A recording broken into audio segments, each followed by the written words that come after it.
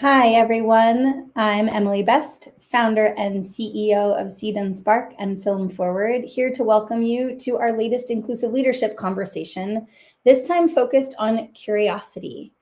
And I'm joined today, as always, by our friends at the sign language company. Bill Pugin is here to help make this event more accessible. So thank you, Bill. It's always great to see you.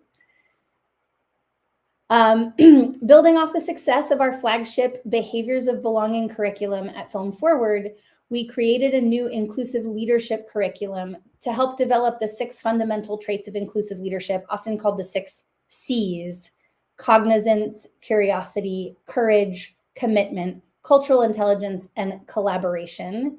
And the reason that we're really doing this series is because the truth is we have a more diverse workforce than ever before by many dimensions. And we're working in more diverse ways than we ever have before: distributed, hybrid, in person. Like, I don't know how many people really thought as much about what it meant to be a frontline worker until just a few years ago. There are so many ways in which we're working now, and we're acknowledging the diversity of the workforce, and the leadership skills that took us to about 5 years ago are probably not the ones that are going to take us forward. And that's really what these conversations are about: building much more resilient and future-proof leadership strategies. And I could not be more excited about today's conversation on curiosity with one of my favorite human beings on the planet, Virginia Bauman. She's a coach and facilitator at Reboot, and an owner and coach at Scale Us. She's founded multiple companies, including Cuties, which is a beloved community gathering space in Los Angeles. And she's also an extraordinary advisory board member and board member of Film Forward and Seed and Spark. So welcome, Virginia. Thanks, Emily. I'm really happy to be here. So why don't we just start with, can you talk about your own journey to leadership a little bit? Yeah, I guess the first time I encountered leadership as kind of an adult, as a concept, was when I was matriculating through college. And in order to get air-conditioned units of dormitory housing, I signed up for a leadership program, which proceeded to essentially take us out into the woods and teach us all sorts of things that I don't think we were supposed to learn at college. But it was an exercise in understanding the world around us and looking at things with a lens that we didn't expect. And that's proven to be pretty universal throughout my journey. But after that, started a few companies. I eventually found myself in a CEO role that was very, very, very, very hard. And I was pushing up against the upper limits of my capacity and what I really felt comfortable doing. And that's when I was put in touch with my own coaches, CEO coaches, leadership coaches. And ever since then, I've kind of looked at the world of leadership through the lens of, well, how do we know ourselves? And when we and how do we actually build the practice of knowing ourselves so that our leadership can be authentic and also humble? That's the t-shirt right there. How do we build the practice of knowing ourselves so our leadership can be authentic and humble? Yeah, oh, great. How do we do that? We're going to focus on one specific aspect today that you have taught me so much about, which is curiosity. Why do you need curiosity to be a leader in this way? This is a really fascinating question. We can come at it from a lot of different places, but one of the ways that I think about humans is through the process by which our brains make meaning. And this is a process that happens very implicitly, very, very fast. We synthesize a whole bunch of data. We ignore most of it. We essentially have feelings and we have instincts. We have past experiences that get interwoven. We have rules and boxes and labels and all of these things. And we're essentially trying to smush them all together to say what we should do as people who are responsible for others and responsible for creating containers for others. And I don't know if we can be remotely honest about that process without understanding the role that curiosity plays in understanding our own thinking processes. But Mm. beyond thinking, even our feeling processes, even our instinctual processes, just how we build habits and how we move through the world is largely an automatic process. And so curiosity is what allows us to slow that down and examine it and unpack it and get really interested in just why did we feel that? Why did we think that? What other things might be here? And if we're going to be a leader this day and age, I think we have to we have to understand that, of course, we have the skill of curiosity to like find the right path as a leader, but it goes beyond that in the sense that we have to we have to ask ourselves, how curious do we want to be about ourselves and our Mm. reactions to the things that we encounter?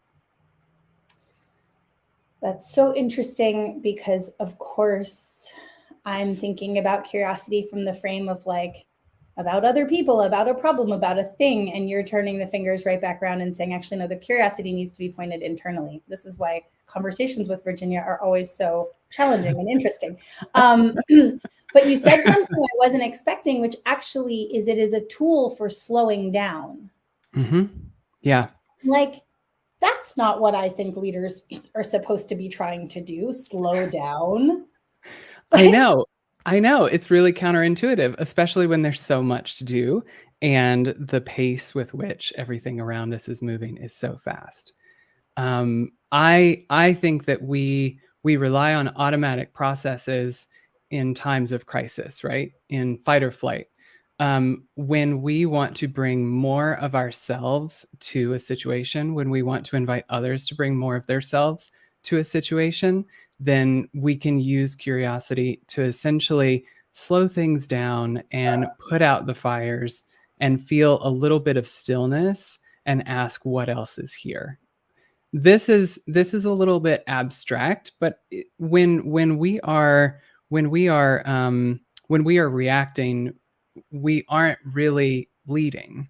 Oftentimes, curiosity is what moves us from a reaction into a proactive stance, Mm. and that process, how you engage with it, how you go from a reaction to a thing to getting curious about it to a proactive stance is a huge part of leadership. Why is this so hard to do? It's not rewarded. No one gives me points when I do this, Emily.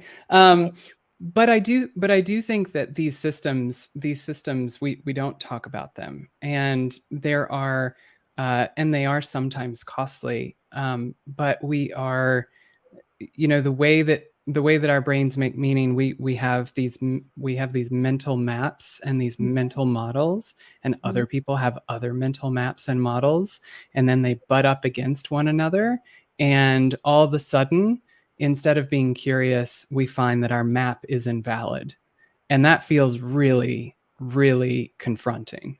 Mm. But the map is not that our mental map of the world is not reality at all. It is just an abstraction of the things that we've needed to get where we are. So how are we going to expand the map? Especially when somebody gives us the gift of showing us how it might not be accurate anymore. Mm. Could you perhaps give some examples about some questions you ask when you see your clients kind of butting up against these reactions of how they start? Because I think some like getting concrete with this is going to really help folks watching like pull this in and apply it. So in coaching, we are often creating a container optimized for this. And so it's really fun to ask questions such as, okay, what other data might we not be seeing in this situation? What other things might also be true rather than the thing that we feel most connected with? What about this situation um, is uncomfortable, but maybe true? um, these are questions like, what assumptions might be driving our behavior? Are there any generalizations or stereotypes that we're using to come up with these actions or beliefs? Or what beliefs do we have about this situation? Period.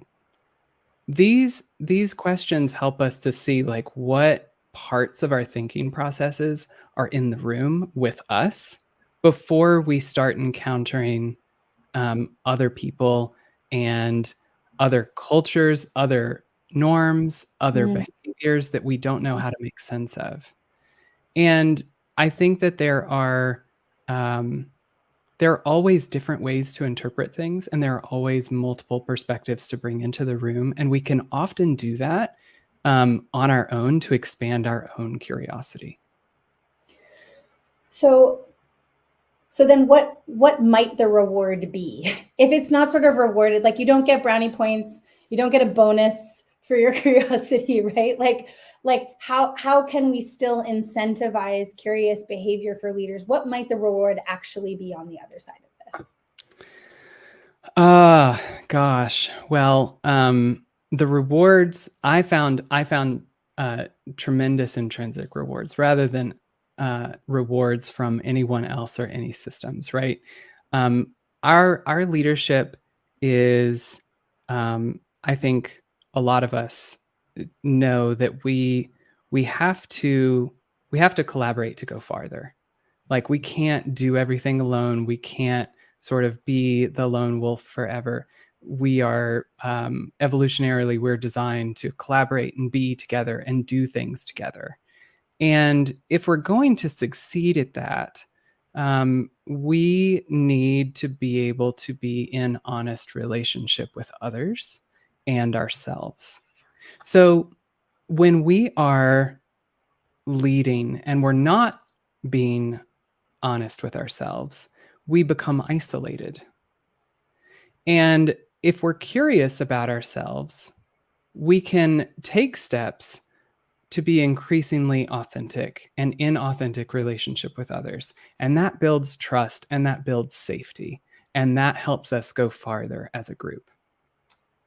This is so interesting. This sort of harkens back to a couple of sessions ago, talking about how most leaders don't feel safe in situations, to not be an expert, not know the answer, not know the right thing to do. Virginia has been the active recipient of phone calls from me being like, I'm out of my depth. So I'm really familiar with this place, but we often do not feel safe because that is going to be viewed as a failure of leadership, right? Yes. This actually happened to me in a meeting with some of my investors recently, who I went to them in a state of vulnerability to say, hey, this is a set of really complicated challenges that I'm trying to unpack, and it's all happening really, really fast. It was around sort of the SVB debacle and what it meant for lots of things. And one of them said, you seem really nervous, like as a criticism. And I was like, yeah, that's what I just said. I am. And what was interesting is how the rest of the room responded to that exchange. Because that in earlier times, I think I would have been really isolated with that kind of criticism. But because I had come with a certain amount of like, I've spent some time thinking about the challenge that's facing me. And so now I'm bringing these problems to you in their very nascent stages. The rest of the room was sort of like, read the room, pal. Like, and I was lucky to have had that kind of interaction. But it's very interesting to think about the reward that you're talking about of not being lonely. Yeah. Like the adage that everybody tells you is it's lonely at the top, but like, what does it have to be? I think that we can make that harder on ourselves than it needs to be by projecting an image of perfection or performance that is not us, that's dehumanizing. Mm. And one of the aspects that I think this speaks to is the way in which we avoid making mistakes at a level that does a disservice to our inclusivity, right? Because when we are able to make mistakes and when we are able to grow through those mistakes, that is the only way we are going to grow. And that is the only way that we are going to demonstrate that in our orgs, there is not interpersonal risk from trying. And when we kind of manage our safety and project an image, that's what isolates us to a larger degree than the leadership role itself, in my opinion. That's so interesting. And it's got to operate somewhat differently for different people depending on sort of positionality, right? It depends on where you are in the leadership structure. It also depends on your lived experience. There may be racial or gender differences in sort of the perception of this kind of curiosity as well, that must influence it. So what are some sort of key pieces of advice you have for leaders who would like to actually be more curious, or at least perform the behaviors of somebody who's curious and see if it works its way in? I think I often think of what's the first step for a leader. What's like when we're coaching together or I'm thinking about myself, taking the first step that is most important for them is often the place to focus, which is why I so often say for leaders to really harness curiosity, it can really help to be curious about your own thinking processes first and your own feeling process and what's coming up for you. And there are all sorts of practices that I think we sound trite for this, right? But simply reflecting on how you felt in certain conditions around certain behavior is very, very powerful. And we have to be able to look back in order to look forward. And that's a key piece of how we choose to exercise our self-control. So how do we look back as leaders? How do we look back at our own reactions? How do we look back at how we felt about certain things? How do we look back at our mistakes? And then how do we project into the future with a new set of information? How are you bringing new data sets that you didn't see before into your field of vision? This is where we start to go outside of ourselves and we have to lean on people who do have different experiences. How do we think about anti-ableism? How do we think about different cultures? How do we think about just the way in which we are responsible for creating the future that we want to see? And we're quite literally in the driver's seat a lot of the time. So, curiosity is also about, asking like, what's one thing that will get me slightly closer to my values in the next month that I want to do? You can chunk it down and make it something that gives you pride. It feels like our macro environment is in some ways both the most and least curious it's ever been. Yeah. Do you think that influences and I really mean sort of like, yes, society, social media, media in general, journalism, all of it is But how do you think the macro environment is creating pressure on this particular skill? Well, I think fear and curiosity are almost opposed. And there is a way in which our context currently and how much uncertainty there is and our relationship with a lack of control can sometimes remove our sense of curiosity about a situation or a person or a behavior or a strategy, anything. But if we go up and think about curiosity at a slightly meta level and think of curiosity as a signal for how much you are in self, how much you are grounded. Am I able to be curious about this? Is a question that leaders should ask themselves to see, where are you acting from? Are you coming from a place of fear? Are you coming from a place of managing safety? Or are you coming from a proactive place that could use a little bit more curiosity or creativity? So when curiosity is present, that's a sign that you are in a good spot. If curiosity is not able to be accessed for you, that is also a good sign. We all go through those periods, right? We don't have to think that we can always be coming from a place of curiosity.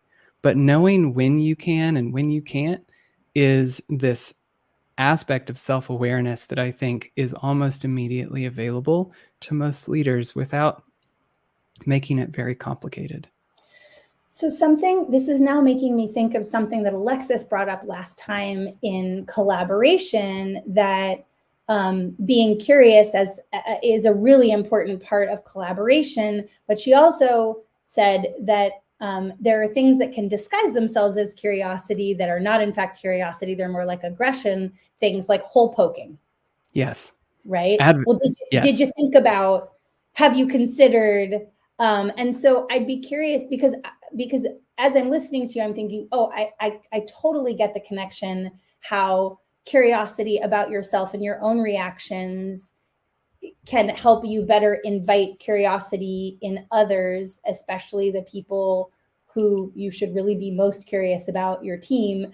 But like, can you give some examples of the difference between like actually curious questions and things that may be disguised as curiosity? Yeah, one that I talk about a lot is when advocacy is disguised as a question. When someone is advocating for a point of view and they are asking a question that they actually want or suspect they know the answer to already or want a specific answer to, that is something that comes in between the two individuals in the room. That is something that for a lot of us sometimes happened in childhood. It happened in school. It happened in ways that we were talked down to. It does not. It is not necessarily a form of collaboration that calms the brain down. So when you advocate disguising it as curiosity, the nervous systems in the room are going to shut down. There's going to be more adrenaline in the room. The cortisol is going to come into the room. And then your prefrontal cortex is going to shut down. So you're not even going to get good thinking. So if you want to welcome people, if you want to be curious, there is an element of this where you have to really not have an intended answer that you're searching for. You don't want to be validating your mental model through questions. You want to be really curious at the ways that you might have it wrong. So the difference between a question that starts, "Don't you think that," versus "Tell me more about." Yes. I think of curiosity as coming from an open and honest question. And an open and honest question is one where you genuinely do not have a preferred answer. That's really interesting. Oh, so thinking about maybe your own journey with this, are there sort of learning moments along the way or mistakes that you made that you feel like really helped catalyze this for you that you would feel comfortable sharing? Yes, actually. One time I sold my company into a larger company, and boy, that was a humbling moment because I was right and they were always wrong. I was the protector of my team, and I knew how to lead and I knew how to build a business. And what were these other people doing it wrong really about? I was falling into this stance of black and white and righteous thinking. And there was an element where, as a leader, I think I even reinforced for my team that we were the ones that were building things in the right way. And we weren't curious. To the degree that we succeeded, we were, right? That's what allowed our success there. But to a large degree, I look back at that time as saying, like, well, what if I could have gifted Virginia with more curiosity in that moment? What else could I have learned? What else could I have experienced? Because I was very shut off to their mental models, and I was very much just trying to validate mine. Mm. And that was probably a lot of butting your head against walls. Yes, it was. And it spread. It was contagious, right?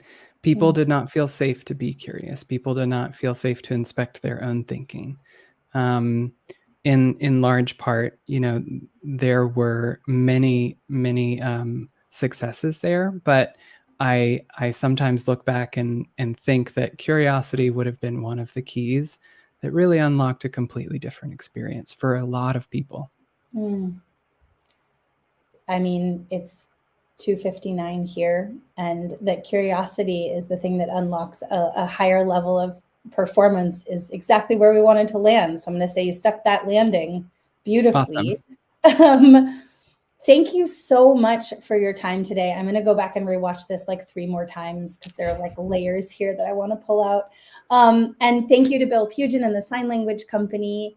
And thank you to our viewers. If you want to learn more about what we do, you can head on over to filmforward.io. And Virginia, where can people find out more about you?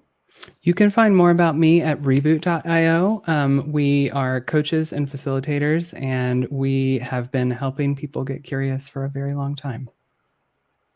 Thank you so much, and we'll see you next time. Bye.